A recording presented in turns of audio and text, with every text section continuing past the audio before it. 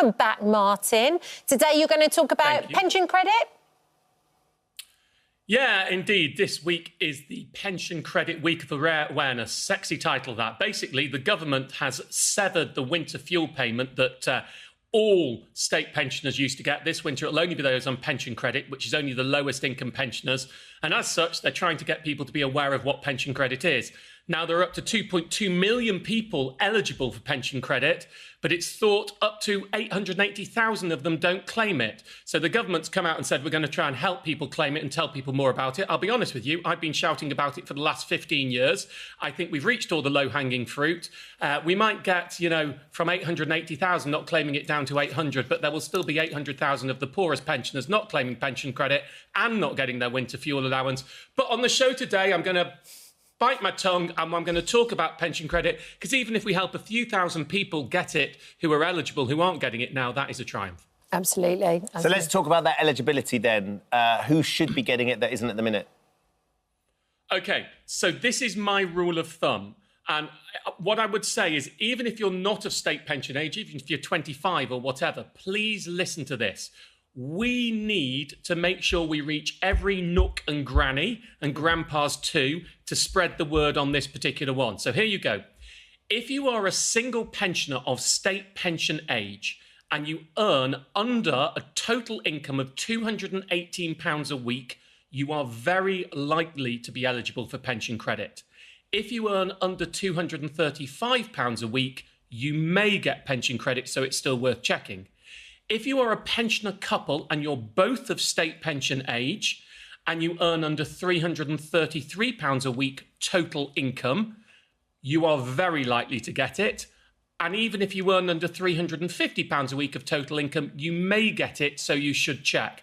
It's worth noting, if you're a state pensioner on a low income and you're married or a partner with somebody who isn't of state pension age yet, then you can't get the winter fuel payment through pension credit, but you may be able to get it through universal credit.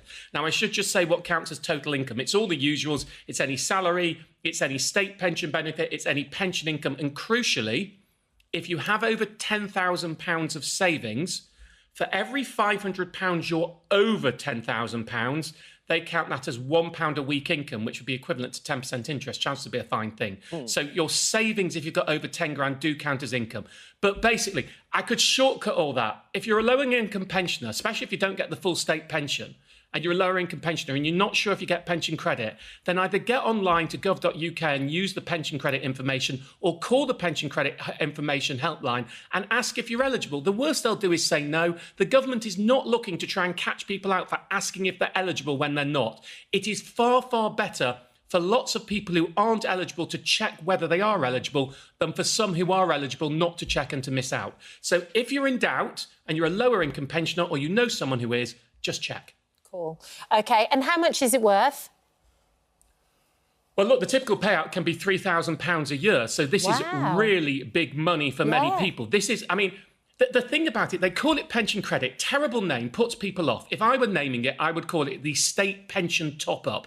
What it's meant to do is top people up so they're getting at least what the state pension would be if their income is lower.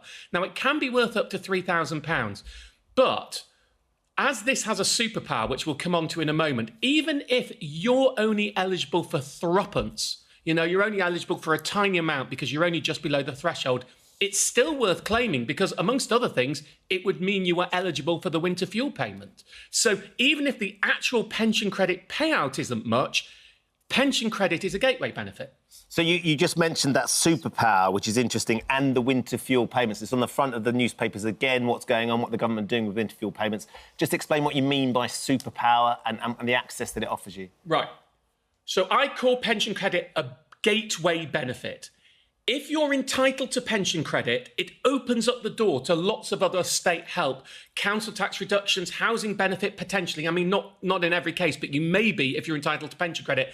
If you're over 75, someone over 75 in the Hamlet, free TV licence. I mean, dental care reductions, glasses reductions. I mean, a whole panoply of different help is available if you're a pensioner and you're on pension credit. So getting pension credit is absolutely crucial. It's like the thing that says, wow, you're entitled to so much more help, which is why, as I say, even though the average payout, £3,000 a year, is absolutely worth it for lower income pensioners, even if you're only just below the threshold, so only due £1, it's worth getting pension credit because, well, the winter fuel payment is up to £300 a year anyway. So, you know, you've got £1 of pension credit. You couldn't actually get £1, but you get £1 of pension credit, you get £300 of winter fuel payment. This is why it's so crucial. This is why I'm so worried that up to 2.2 million people are eligible, but 880,000 eligible pensioners, often vulnerable pensioners, often older pensioners, often pensioners who paid into the system, aren't claiming pension credit and are therefore not getting all the help and support that is out there for them. So everybody watching this, forgive me, but this is my clarion call.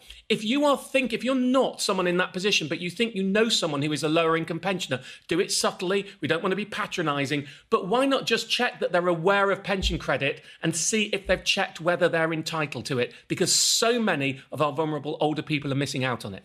And you've actually got a meeting with the Chancellor to discuss all this, right? Well, I have a meeting with the Chancellor set up. It's next Monday, actually. Okay. And I've been quite vocal about what they've done is they've got rid of winter fuel payment, which was paid to all pensioners and now will only be to those on pension credit. Let's be plain. Pension credit are the lowest income pensioners. That's under £11,400 a year of income. Those just above the threshold. I mean, last year you got a cost of living payment and you got winter fuel payment. If you earn 13 grand this year, you lose the cost of living payment, £300, you lose the winter fuel payment, £300, and energy prices are going up by 10%. So the first thing I'll be talking to her about is I think getting rid of universality is fine. I mean, millionaire pensioners don't need it, but I think the eligibility criteria is too slim. I would suggest that they link it. An easy way to link it, because it has to be done on household income, was look at council tax bands A to D, council tax bands A to C, and give them, as well as pension credit pensioners, this payment.